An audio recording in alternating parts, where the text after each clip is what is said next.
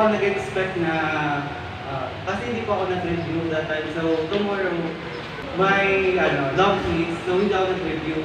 And I didn't expect na makakapasa ako.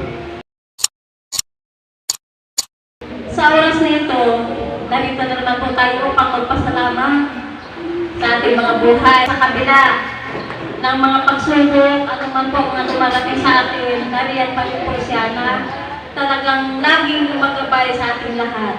Kaya sa mga oras nito, patuloy naman po tayo na magpuri sa ating Panginoon, pasalamatan natin ating Panginoon, na sa kabila ng ating mga buhay, ito pa rin tayo. Kaya alam niyo po mga kapatid, sa oras na ito, nadako na naman po tayo sa pasasalamat sa ating Panginoon na walang humpay nating pasalamatan, di ba po? Ang kanyang kabutihan na pinaparanas niya po sa atin. Yun po, samahan niyo po ako sa Awit chapter 1:11, verse 1 and 2. Yun po. Buong puso, siya'y pasasalamatan. Aking pupurihin sa gitna ng bayan, kasama ng mga lingkod na hinirang. Ang mga gawa ni Yahweh, tunay, napakadakila, mga nalulugod. Sa Kanya, lagi itong inaalala. Yun po na talagang napakabuti po talaga. Salamat sa salita ng Panginoon na ito po lagi po sa ating pinapaalala ng ating Panginoon na lagi natin siya pasasalamatan at papurihan. Di ba po? Na sa kabila ng ating buhay, dahil di ba po tayo ay lingkod niya, dapat lang po natin siya ay pasasalamatan at pararangalan sa ating mga buhay. Di ba po? Na, di ba, sa ating mga buhay, kahit nandun po tayo, nangihina, pero hindi po tayo pinababayaan ng Diyos. Patuloy po tayo pinapasaya at pinapatatag. Dahil po tayo ay mga lingkod ng ating Panginoon, di ba po? Kaya yun, dahil dapat lang po natin pasasalamatan ang kanyang ginagawa sa ating mga dakilaan. Diba? Sa mga oras na ito, patuloy po natin pasasalamatan ang ating Panginoon at patuloy po inanyayahan ang magpasalamat ng ginawa ng Panginoon sa kanyang buhay. Sino po ang pinagpala ng ating Panginoon sa mga oras na ito sa buong isang linggo na nakalipas? Para marinig po natin Panginoon, diba po? Salamat sa buhay ni bagong kapatid natin.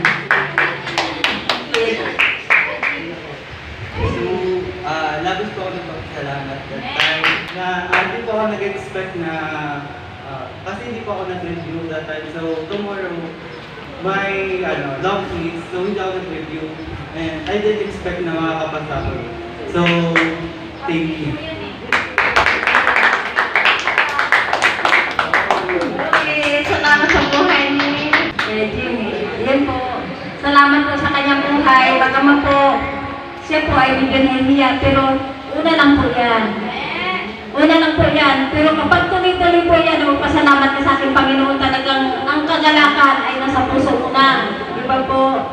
Yun, salamat po sa buhay po ni Kuya Jimmy na talagang nagpursige po siya ng pasalamat. Sino pa po ang gusto magpasalamat? Sa buhay ni Ate Renabel.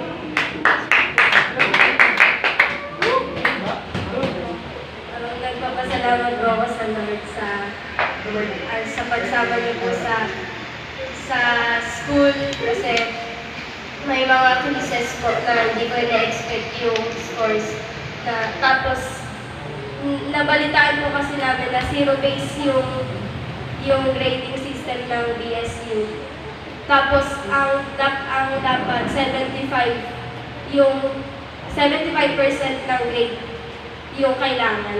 Pero, nung nakaraang araw, sinabi sa amin na binalik ulit, hindi na daw po zero-base. So, nawala yung pressure, tapos yung takot ko sa pag-aaral. Then, yung kagabi nabasa ko po sa, yung disiplina po ng Diyos. Amen na. Kasi po, dinisiplina ko ng Diyos sa cellphone ko po. Yung nasira yung cellphone ko, nakapag-reflect po ako. Tapos, ay nagpapasalamat ako sa pagtatama at pag-aayos sa akin ng Diyos. Salamat. Amen. Salamat po sa buhay po natin na Bel. Baka man po siya ay talagang busy po sa pag-aaral ngunit. Yun po, lubos pa rin po sa nagpapasalamat sa Panginoon. Nasabi nga po niya dito sa Awit 119, verse 16. Sa bigay mo kautusan mo po sa kong natulugod.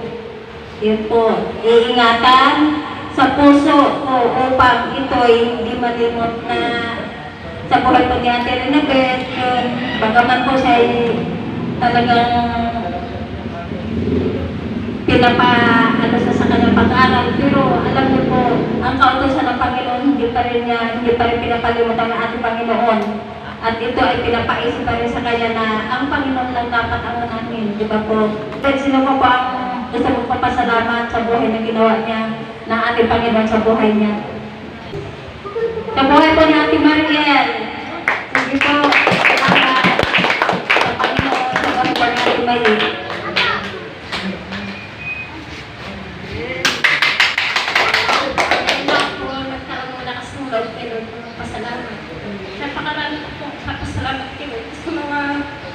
Yung pagsubok, pinagpapasalamat ko kay Lord na natatag niya ako. Yung pagsubok na kinuhaan niya sa akin yung ano ko, tapos yung pagsubok din na sa amin na mag-asawa, tinutuso ng job doon yung asawa ko na gumawa ng mga maraming kasalanan para mabuhay yung pamilya mo. Pinagpapasalamat ko kay Lord kasi napakatagal kong pinag-pray kay Lord yung kasama ko siya dito sa church. Ngayon pinagmula niya. Pinag-pray ko lagi. Pinag-pray ko kay Lord na sana naingit ko ako sa ibang pamilya na kung sila nagsasamba. Pinag-pray ko yung kay Lord na sana kami din din kami ng pamilya na sa babalang araw na pinag-pray ko kay Lord na tinulay na yung asawa ko na kalabaran ng tukso ng Satanas na maraming tukso sa Satanas sa kanya ng mga bisyo. Pero papasalamat ko kay Lord kasi unti-unti niya na po tinutugon yung mga panalangin ko na akala ko imposible na makakasama ko siyang magsamba. Pinag-pray ko po yung kay Lord kasi gusto ko po mabago yung buhay niya. Gusto ko po na habang lumalaki ko yung mga bata, mag-buka po kami sumasamba kay Lord para sama-sama kami na Amen! Palakpakan po natin ang mga Panginoon sa buhay po natin, Mariel. Ngayon po talaga ang kapag tayo ay unahin natin ang Panginoon, talagang pag lumapit tayo, talaga ang kamay ng Panginoon ay laging nakaalalay sa atin. Sa buhay po ni Ate Mariel, talaga ng po, Diyos ko. Sige po, patuloy po tayo magpasalamat sa ating Panginoon. Sa buhay po ni Brad Boy, salamat, palakpakan po natin po na buhay ng mga Diyos sa buhay po ni Brad Boy. Napakatuloy ng Diyos. Amen. Talagang totoo po yung sinasabi ni Ate Maria. Talagang ang demonyo ay aaling-iling po yan. Naghahanap ng kanyang masisila. Kung muna nakaraang linggo, mayroong pinadala si Satanas sa buhay ko. Mayroon sa akin nagipag-friend, taga-ibang bansa pa. No, siya po ay taga-Ukraine at nanimira sa UK. Tapos gano siya ng ano sa akin na tayagsas ng kanyang buhay. Sabi niya siya raw ay may sakit at mayroon siyang diagnosis. At sabi niya, nagpapasalamat siya na nagkaroon siya ng mga friends, no? At isa na po ako doon. At sabi niya, sinabi niya sa akin na may mga iba pa siyang shortcut ko na lang. Mayroon po siyang sinabi na ang kanyang asawa ay nagkaroon ng kontrata sa Ukraine para magtrabaho. Nagkasunduan sa halagang 4,700,000. Pero sabi niya sa akin, nais na niya na yung pera na yun ay magamit sa pagtulong, no, sa mga mahirap. Pero pinag-ulay-ulayan ko yung kanyang sinabi na bago niya yung pera na yun, hindi na pasa sa kanyang bank account dahil yung asawa niya namatay agad. Pero sa bandang huli niyang sinabi, sabi niya, yung 2 million ay inan niya doon sa kanyang bayan para makatulong sa mahirap. At ang 700,000, dinagay niya sa kanyang bank account para sa kanyang sakit. Tapos yung 2 million, ipapadala daw niya sa akin. At ako ang magangasiwa para maipabahagi dito sa ating bansa sa mga mahirap. Pero pinagkulay-kulayan mo, sabi ko na lang, hindi tayo mula kay Lord, hindi ganito maging sistema ng kaparaanan. Kasi sinabi niya, hindi na ipasa yung pera. Kasi bago na ipasa, yung kanyang asawa, namatay na. Pero tika lang, sabi ko, ba't nagkaroon ng pagdideposit sa kanyang bayan ng 2 million? At bakit nakapag-deposit sa kanyang bank account para sa kanyang gastusin sa kanyang pagpapagamot? At ang 2 million, ipapadala niya sa akin. Hindi lang, sabi ko, parang hindi ito galing kay Lord eh. Amen. Kaya sabi ko, ang ina niya sa akin, mayroon daw siya sakit, kaya gusto niya na yung tira magamit sa tama. Amen. Kaya, pero ang sinasabi ko sa kanya lagi, pinasahan ko muna siya ng verse ng Matthew 11:28. Tapos, lagi ko siyang cards na lumapit sa Panginoon at sabi ko, pinagpipri ko ang iyong kagalingan. At ang bandang huli, ito na ang bandang huli, sabi niya, yung shortcut ko na lang. Ang bandang huli, sabi niya, ipapadala na yung 2 million at nagpakita na siya ng box. Talagang nandun yung pera. 2 box, ang isa may laman. Tapos sabi niya, ipadala mo na sa akin ang iyong email, address, telephone number, saka ang address ko dito sa iyong kinikirahan. Pagdating ko sa sabi ko lang, parang buhay ko na nakatayak dito eh. Amen.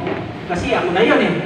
Kaya ang ginawa ko dahil nagpapasalamat ako sa Diyos, na nakilala ko ang Panginoon, nagkaroon ako ng contentment sa buhay. Kaya yung sinasabi niya tira, hindi ko pinagpapasa. Amen. At ang ginawa ko dahil sa ito lang, parang hindi ito mula sa Diyos. Kaya ang ginawa ko, pumunta ako sa kay Pastora, sinabtit ko yun, sabi ko, Pastora, ano po ba ito? Pinakita ko sa kanya. Ika, sabi ko, mag-ingat ka dyan. Marami ng mga scam na nangyari yan. Tapos pagkagaling ko doon, isip din ako, sabi ko, tika lang, kung ito ay mula sa Diyos, magiging katulad ang mangyayari sa naganap sa buhay ng Apostol Renato. Siya ang hinanap ng pera. At ang timano, nasa kanya agad. Amen. Nagkaroon tayo ng wisdom. Binigyan tayo ng Lord ng wisdom para suriin kung ang mga bagay-bagay na dumating sa iyo ay para sa Diyos. At nangyari sabi ko, hindi ito galing kay Lord. Amen. Kaya, nagpapasalamat ako sa Diyos. Sabi ko sa kanya, hindi ko pinagpipilisan ang iyong pera. Ang hiningi ko sa Diyos ang iyong kagalingan. Amen. At yun lang, sinabi ko sa uli kong sa kanya, sabi ko, nawa na pagkagaling ka ng Panginoon para marami ka pang mahirap na matulungan. At linak ko siya. Kasi hindi galing kayo. At yun lang tayo na sa Diyos po ang pagod. Amen. Salamat sa Panginoon sa buhay po ni Bradoy na talagang hindi na po hayaan na matukso ng diablo ang buhay niya dahil sa Panginoon po tayo naglilingkod eh, hindi siya gawa ng diablo, di ba po? Kaya yun, salamat sa buhay po ni Bradoy na talagang binigyan niya po ng karunungan para unahin ang ating Panginoon, di ba po? Kaya dito po sa Kawikaan chapter 8 verse 12 hanggang 17 hanggang 18. Di ba po sabi niya po, mahal ko silang lahat sa aking nagmamahal. Kapag hinanap ako ng masikat, tiyak na masusumpungan. Ang yaman at karangalan ay aking tinataglay. Kayamanan, walang maliw, kasaganaan sa buhay. Diba po? Kapag sa Panginoon tayo lumapit at tumawag, ang kayamanan ay naroon na lahat. Diba po? Na hindi tayo pababayaan na matukso sa kasalanan, di ba po? Ano man ang alok ng mundo, hindi po ito makakarating kapag tayo ay umaasa lamang sa Panginoong Diyos. Isa na lang po, maikling oras na, maikling minuto na lang po kung mayroon. Yun po, sa buhay po ni Bradlets,